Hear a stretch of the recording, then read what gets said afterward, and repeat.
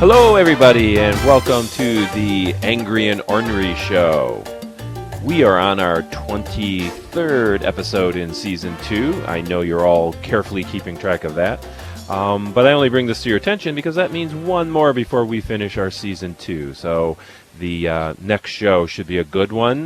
Not that this one isn't, but it will. We always try to do some type of strange cliffhanger thing, and I'll let Lionheart try to come up with that.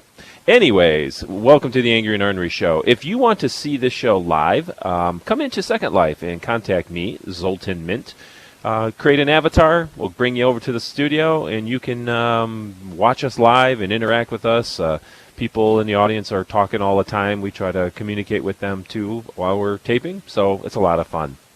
If you can't get on Second Life, but you still want to see it live, then go to Hitbox, hitbox.tv, where this is streamed live, and you can watch it as it airs. And feel free to leave comments there, though I can't personally see those. Any questions and things that you might have would be answered eventually. Finally, the show is then produced and edited a bit and put on YouTube. Yes, we have a YouTube channel. It's called the Angry and Ornery Channel. Please subscribe to it, and you can watch all of our episodes there. There's a lot now, almost, 50 or so? And you can also leave comments there, send email to us, and what have you. You can be ready to see that. I think we can get those up by Friday, Thursday, or Friday, every other week. So lots of ways to watch our show, and why don't we stop talking about that and get to it and bring out Lionheart. Mr. Lionheart, sir. Wake up back there, sir. I'm awake, you little son of a... Hi. Oh, I'm sorry. I was just told that the Hitbox stream actually stays up there for a few weeks, so you could watch it on Hitbox, not live if you wanted to. You're barely alive. How are you doing? I'm Ducky. How are you? I'm Ducky too. This is our first show in a while. We had a hiatus, and then we came back with some guests. But this is our chance to review some things. So there's some good stuff stacked up, and I want to get to it right away. So if you don't mind, Lionheart, let's have a seat. Oh. No, that way we can get to the good stuff. We'll get your crap out of the way, and we'll get to the good stuff when I start talking. Right. My crap includes promoting a show that you're on, you idiot. Oh. Wait, you have the Bed and Barber channel at your house? Huh? Oh, wrong show. I don't know what you're talking about. Anyways, let's get going. You want me to go first, or would you like to go first? Oh, age before beauty, sir. Well, then go right ahead. Okay, me. Age, right. I am older than you, but you're certainly not beautiful. We're each going to do, I think we're going to try to do 3 TV shows and 3 movies. Lionheart may do less TV, but there's been so much on. And, of course, the thing that's on everybody's mind, and I was even requested by a couple of you out there to talk about this, is the TV show Walking Dead on AMC. Still the #1 show on cable television with huge ratings and lots of watchers. We had our season finale this past week. We're recording this show on April 6th, and the show aired the previous Sunday. So a lot of people wanted to know, what do you think? What's going on? If you haven't seen that final episode, I'm going to warn you now, there will be spoilers. So go ahead and stop watching for a little bit. But otherwise, most of the world has seen this and know that the end included the villain Negan, right, coming out, and he had lined up pretty much the regular cast and killed one of them. But of course, you don't see who he kills, which creates this new mystery, this almost reversed murder mystery. Normally, you try to figure out who the murderer is. In this case, you're trying to figure out who the victim is, which is pretty cool. Now, is it gimmicky? Is it, just basically a hook to keep us all frothing until October? Of course it is, yes. But it's a clever one, because what has it done? Well, on social media and fan sites, people are going crazy through all of the possibilities of who Negan could have killed. One of the more humorous ones was a meme that I saw on Facebook just this morning, and it shows the perspective. The victim, you see through the victim's eyes when they're clubbed to death by a bat. I think he calls Lucille. And, Lucille, right, covered in barbed wire. And the meme I saw only shows half of it's black and half of it you can see, and they say, well, we can eliminate Carl because he has a patch over his eye, and he wouldn't see the whole picture. He would only see half of it. So that's probably not Carl, unless they didn't think that. If the writers and director didn't think about that element, that would be pretty horrible now if it was Carl, because glowing mistake. If you think about it, though, when he comes out, he says he's not going to kill the kid, nor is he going to kill the sheriff. He said he was going to let the two of them live. He basically says that in his little soliloquy that he's saying. So you know it's neither Rick nor Carl.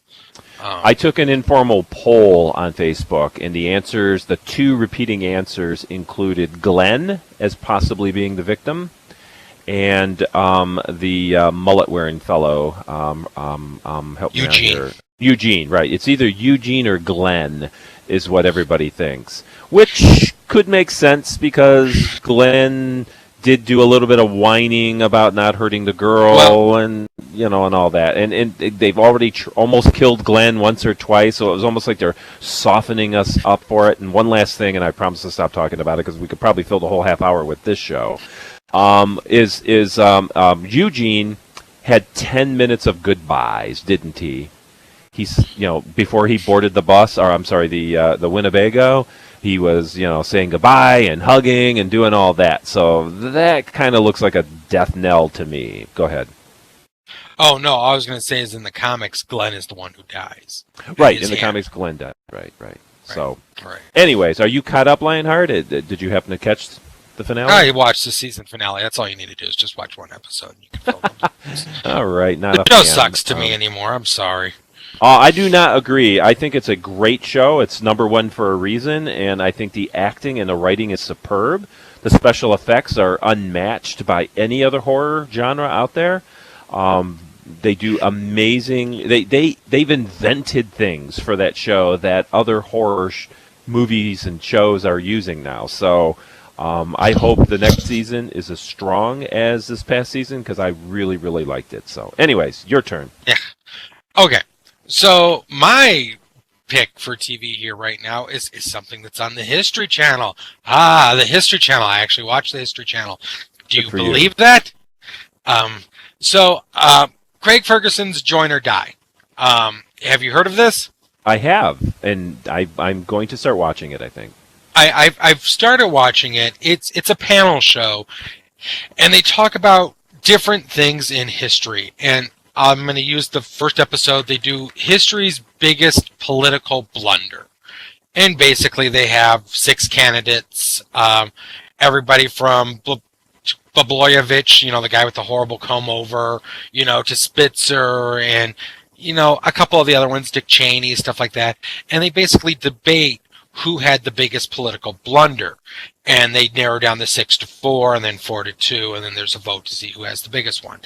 But the thing is the panel he gets every single week is usually in the vein of an actual person who knows what they're talking about, like a political historian, either some type of movie celebrity, comedian, something like that, and then usually like a rocker. So you get this good little on-spread, and they have really good, deep conversations. It moves very well. It's only a half-hour show, unfortunately. But if you like Craig Ferguson's humor and you like the way he carries a show, you would like this. It's very much just basically watching a half-hour version of his opening sketch from his late-night talk show. But, it's really good. I would strongly recommend it. You get some history in.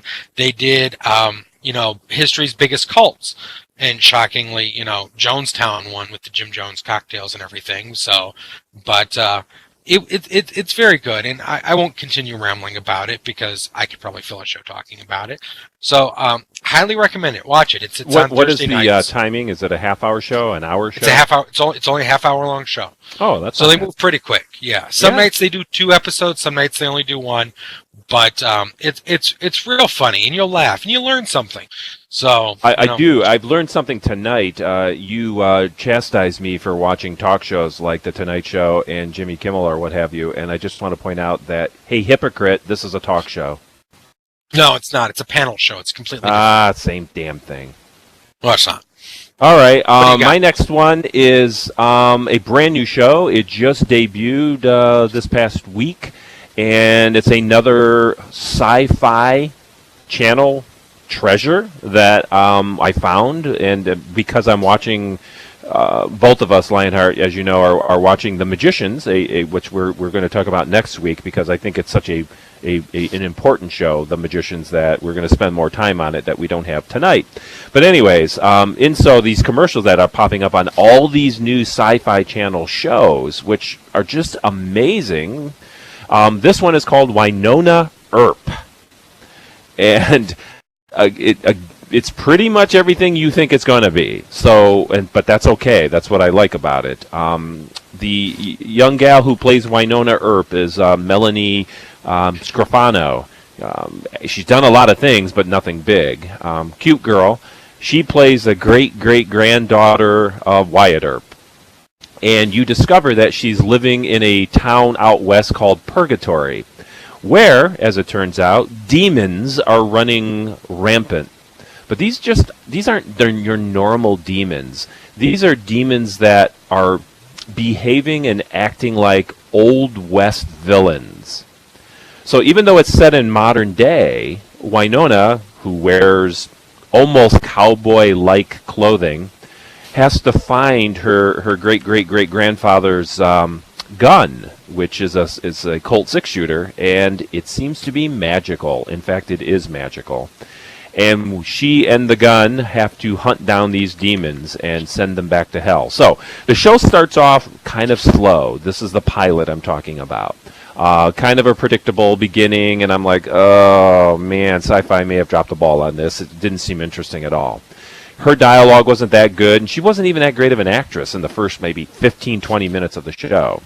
But then suddenly things changed. Halfway through it, things got better. Her dialogue got snappier. She started delivering better as an actress. And then it ended in this final scene where she has to rescue her sister who's being hung by the neck. And it was super cool with really, really good graphics and special effects. How she treated the demon and fought with the demon and how the gun works and all that. It's just really good, incredible stuff. Maybe not as good as The Magicians, but pretty damn close. So I've decided to invest in it, and I'm going to watch, at least the next few episodes. It may get better. I think it's going to. If it does, I'm hooked. If it starts getting a little sloppy, then I may dump it for time purpose. Just I can't fit it into the schedule to watch another show. But I do recommend it. Right now, IMDb is giving it a 5.4, which isn't high because, well, it's only one episode in. I think you're going to see that star rating go back up.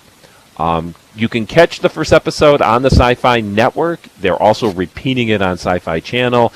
And, of course, you can find it out there on the Internet just about anywhere. So catch it, maybe on demand or something. But catch it and watch it, and I think you're going to like it. It's clever, and it's interesting. And Old West meets modern day in a supernatural sort of fashion. So that's all I got on it. It's cool, kind of cute. Watch the Sci-Fi Network these days, Lionheart. They're showing amazing things now. I plan. Yes, no, I agree. I've got several new shows that are going to be starting already programmed in the DVR, like Hunters and things like Hunters. That.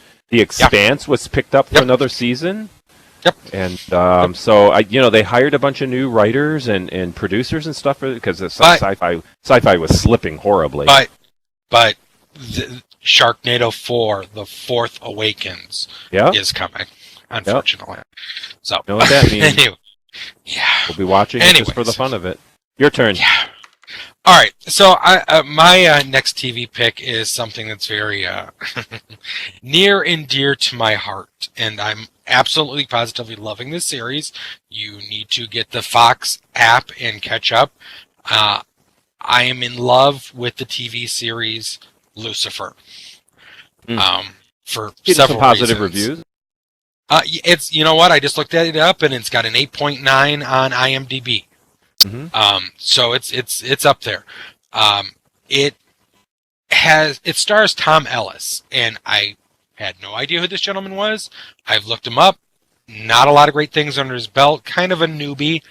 And he's playing Lucifer Morningside. And basically what it is Lucifer decides to take a vacation from hell, and he goes to Los Angeles and opens a nightclub, and he brings one of his minions from hell with him to kind of watch his back, which is played by a really hottie named Leslie Ann Brandt, and she's playing Maze. Mazakine is her full name, and she's basically a devil at times when you can see her face and certain reflections. But, he's kind of living the club life, having a good time, until one day somebody guns down one of his friends while he's holding her. And, of course, the bullets have no effect on him because he's the devil. And he realizes, he can punish the wicked while on Earth, but by doing so, he's also doing good. So he kind of gets like a whole complex going because he's doing bad by punishing, but it's also he's doing good because the bad need to be punished. And it gets into really moral dilemmas in it. He teams up with a homicide detective, and they kind of slapdashly start solving crimes together. He's really charismatic. All the women want to sleep with him. It's just the vibe he gives off. But it's fun, and it's adventurous when it needs to be adventurous. It's sexy when it needs to be sexy. And I strongly urge everybody to watch it. Do you think it's controversial in the way, like, would a Catholic priest watch it and feel comfortable? You know what? Yeah, I think a Catholic priest would watch it and find it educational because it talks a lot about heaven and hell and what God wants and everything else. And there's other angels that show up that are trying to get him to go back to hell. But good it's angels the whole or question. bad angels? Good angels. Okay. Good angels. You kind of get into that hormonal dilemma because one of the people he ends up saving and helping is a priest. Mm-hmm. And, the priest ends up dying at the end. I'm going to ruin that episode for you. And Lucifer is so upset at the end of that episode because he doesn't understand why God allowed that to happen to a good person. Mm-hmm. And this is where you get into the moral dilemma of you have Lucifer feeling bad that a good person just died. The devil's not supposed to have feelings, Right. So it kind of really revolves around that. Cool. The funny thing is my current female companion says, number one, I remind her of Lucifer, and number two, my little avatar sitting here looks exactly like Lucifer, apparently. So, well, what's even more ironic is you call her your current one. What that really means is that you invite ladies over to your apartment, you kill them, and store them in the basement. So I don't have a basement. She should be aware of that. All right, we're going to move on because we got a lot to go here. My next TV is Better Call Saul, which I have talked about in the past, and I wanted to talk about it now because we're well into the second season and there's only a couple of episodes left. Absolutely love it, and quite surprised on how much everybody else loves it as well. Critics can't go on any higher praise than what they've given the show. And the fan base has grown considerably since it aired not that long ago, last year. So anyway, it's kind of morphing and changing as the show goes on, but there's still threads that are the same to keep it cohesive, right? But I am puzzled by this show, and what I'm puzzled about is I absolutely am amazingly enthralled by this show. I'm just fascinated by it. But all it's about is lawyers. And my daughter and I talked about this, and it was the same. She's like, I love that show, and I can't figure out why. And I'm like, I know, it's kind of like about boring lawyers. But the way it's filmed, the way Vince Gilligan films it and writes it and all that, it's just entrancing. And I brought up, well, you know what? I wasn't really that interested in meth labs and selling of methamphetamines, but Breaking Bad made that interesting to me too. So I think it's just the way the story's told and the way it's shot. It's just beautifully shot with these wide-angle lenses and color filters and cool music underneath it and all. And you're just wondering what the hell's coming next. And right now he's not even Saul. He's still Jimmy, his real name. And you see him metamorphosizing into this character, this slimy guy with a heart of gold. And, he fixes problems, but he does it in generally a bad way. And it's just really good. And there's other story arcs, too. Of course, Mike, the bald-headed bad guy from Breaking Bad, he's in it regularly, too. And that's another great story. But anyways, I really give this, on a scale of 1 to 5, I give it a 5. I think it's that good. And I think it's going to sweep a whole lot of Emmys. It's just a beautifully made show. So please go back and watch beginning from season 1 and watch it in order. Watch season 1, watch season 2 up to. If you hurry, you can beat the. I think it's this Sunday as either the finale or within the next couple of Sundays it's the finale. So great show. I'm done. We need to move on to movies now. Yes, we do. Okay, so movies. Deadpool. I saw it opening week. Yeah. Unfortunately, we haven't done a show since it's been a while. Yeah. One of my favorite films so far of the year. Absolutely positively loved it. Of course, I'm talking about Deadpool that just came out with Ryan Reynolds as the lead character, known as the Merc with the Mouth. Basically, he's a mutant who can heal very quickly. If he gets an appendage cut off, it grows back. So basically, he's indestructible. And he's also horribly disfigured and scarred, and he loves to talk foul.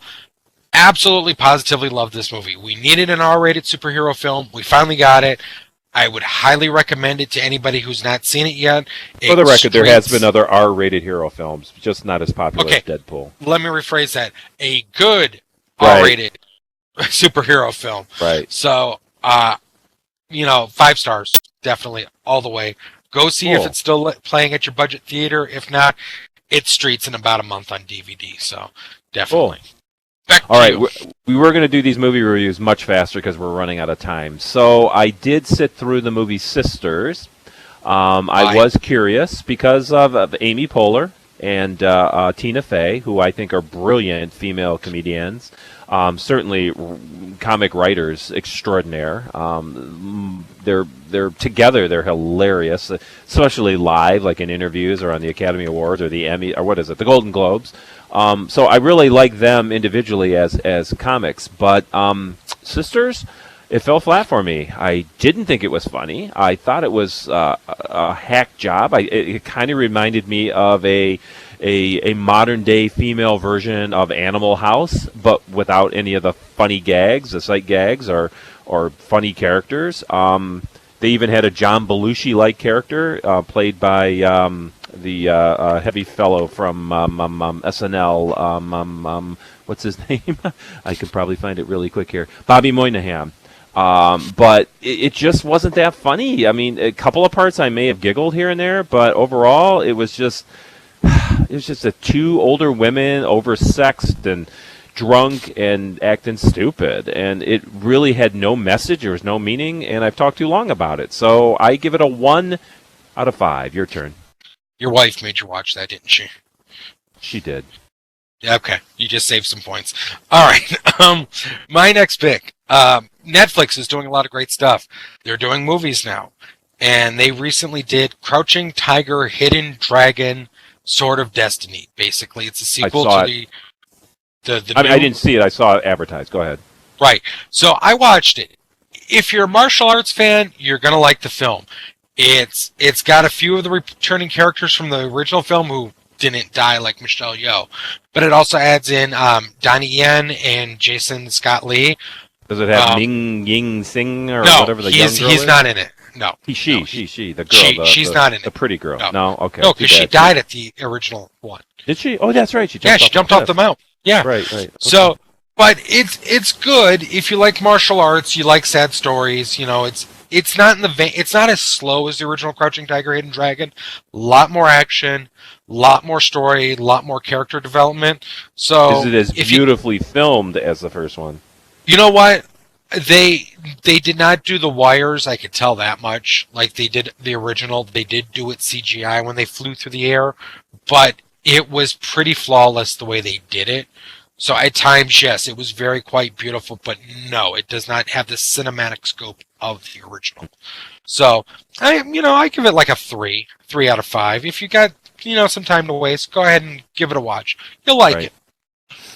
All right, my next one, I talked briefly about this show during our Academy Award show a month or so ago, and it's the winner, The Revenant, at least for DiCaprio, right? I saw the hype. I knew there was a couple scenes that everybody went on about, and when I watched it, I was absolutely shocked and amazed. Even though I knew what was coming, it still fooled me, it still shocked me, and it still terrified me. And of course, I'm talking about the bear fight scene. It's really worth sitting through the entire movie, huh? He fights in the nude? No, it's actually worth the price of the DVD or admission to go in and sit the 2 hours or whatever the length of the movie is, and see it just for that bear scene, which is about an hour into it, 45 minutes into it. Because it's just so realistic, so believable that it's scary. And I compare it to when you were young and you went to see Jaws for the first time in the theater, and when that shark jumped out at the very first time, the way you rocked back in your chair and screamed and went oh, and thought about that for days afterwards. That's what happens in The Revenant, but it's not a shark, it's a bear, a grizzly bear, and he just mauls the crap out of DiCaprio's character. But there's other little gems in it too. There's a scene where he rides a horse off of a cliff, which is unbelievable because you see it from the perspective of the rider, which is unbelievable. Tom Hardy plays the villain in this, and oh my God, is he despicable, and does an amazing job at it too. So there's a lot of really good elements. It's a big budget film, and I'm surprised. I think down the road it has a chance of becoming like one of those classic movies. When you talk about the Yukon or the Gold Rush or hunting or trapping movies, this is kind of like the pinnacle of those films. So I gave it a 5. Of course, it's got a 8 point whatever on 8.2. It looks like it's on IMDb and great reviews. So watch it, get it. It's going to be out shortly, or it is out already, isn't it? Yes. All right, your turn. No, I don't know. So speaking of Academy nominees and things along that nature, I watched Bridge of Spies. Yep. This is out of my comfort zone. Yeah, this is out of my comfort zone because I hate Tom Hanks. I hate Steven Spielberg. I don't like them, but that's just me. It's not a horrible film. It's a drama, and it really doesn't need to be almost 3 hours long. I mean, it was a good movie. It was entertaining. The gentleman who truly stole the film, though, was the gentleman who won for the Academy Award, Mark Rylance, the one who plays the gentleman that Tom Hanks is defending. Because that's the thing, a lot of people didn't know what this film was about. Tom Hanks' character is actually defending a Soviet spy in court. It's not what you think it is. And then much later on, 3/4 of the film, it turns into a prisoner exchange movie where, we have one of their spies, they have one of ours, and we're trying to switch them out. And you have to remember this man who's a real life man that Tom Hanks is playing, he was a lawyer, yes, but he hadn't practiced criminal law in years. So, he's playing James Donovan, and the funny thing is, and I think this would have been a much interesting story, is Donovan in real life handled the Bay of Pigs fiasco, and he went in there with wanting to get out 1,000 men, and he ended up leaving with 9,000 people. So he was a very intelligent man. I give it like a 2.5. If you really have nothing better to do one night, you might want to watch it, but don't put it at the top of your list, though. Nice. Trust me. Yeah. Back to you. My last movie. So growing up, as I did in the 70s and 80s, of course, I got to see, and hear all the hoopla of the Rocky films. Sylvester Stallone, and they got so big that it kind of folded in upon itself, and it became like a joking thing, where everybody would make fun of the Rocky movies or Sylvester Stallone for that matter, and perhaps he's not the best actor that there is, and they made so many of them that they fell to the wayside, I'm afraid, and a lot of people just stopped watching that franchise and thought it was just a big money maker and all. So I rewatched all of them with my family. My daughter had not seen any of them. And what I discovered is how absolutely wrong that is. Those movies are actually really good. Compared to the schmucky stuff that's out there now, they're point on. And I think Stallone is brilliant in them. Could he play other roles? He tried, and he pretty much is Rocky in all the other parts he plays. Just maybe a little angrier in Rambo and so on and so forth. But overall, these movies are super, and they're well directed, they're well written, and I think Stallone and the other actors do a really super good job in them. And that led us up to watching Creed, which is the actual movie I'm reviewing, and I got to tell you, I loved it. I loved Creed. I think it may have been one of the best Rocky movies. The first one's still my favorite. I like the one with Dolph Lundgren in it. I think that was a great one too. But anyways, Creed revisits that, and I gotta say, this is a drama. This isn't an action film at all, and it's not. I mean, Stallone doesn't get in the ring. Of course, the young black kid, Apollo Creed's son, is the contender in this, and once again, you're not sure if this kid's going to win because the odds are against them, and they take some chances in the storyline. But what's really touching and heartwarming is Stallone in this. He should have got the Academy Award. I mean, he almost brought me to tears, dude. I mean, I don't want to give any spoilers out because the movie's still fresh, but it's out on DVD already, and you're not sure if Rocky's going to live. That's all I'm going to say, and his life is miserable and unhappy, and I don't know. You got to see it. It's really different, and it feels different. And I think it's a standalone movie. It didn't even need the other Rocky films. I liked it. In fact, I'd probably give it a 4.5 out of 5. Second, maybe third best Rocky movie in the whole franchise. So see it. If you've not seen it, see it. You will be surprised on how good it really is. But that's all I have. Okay. My last one, I honestly, I don't know how to say the title of this film. Sirocco, the big movie that just came out last year with Emily Blunt, Josh Brolin, and Benicio del Toro about drug trafficking between the U.S. and Mexican border. Do you know what film I'm talking about? Yeah, I believe I remember seeing the previews. It's not a bad little film, and I'm a big fan of Del Toro anymore. He's one of those I can kind of take him and leave him. What irritates me with him is sometimes he talks perfect, and then the other times he speaks and you can't understand a damn word he's saying. I just dropped how you say the title of it in local. If I'm butchering it, if somebody's able to actually say that for me. But it's not a bad little film with Emily Blunt basically, playing a DEA agent who gets sucked into this task force, and they're trying to figure out what's going on, of what Josh Brolin and Del Toro are actually up to. Decent little film, some good action, some good blood, some good violence every once in a while. It shows you what the border towns and everything are really like, especially on the other side of the border. So, if you've got a few hours to spend, I would definitely rent it before I rented Bridge of Spies. So, yeah. Definitely watch it if you can. I give it probably like a 3. Well, I think 3. It's Cesario, which is Spanish. Yeah, it's Spanish. Right. It's Mexican, actually, for hitman.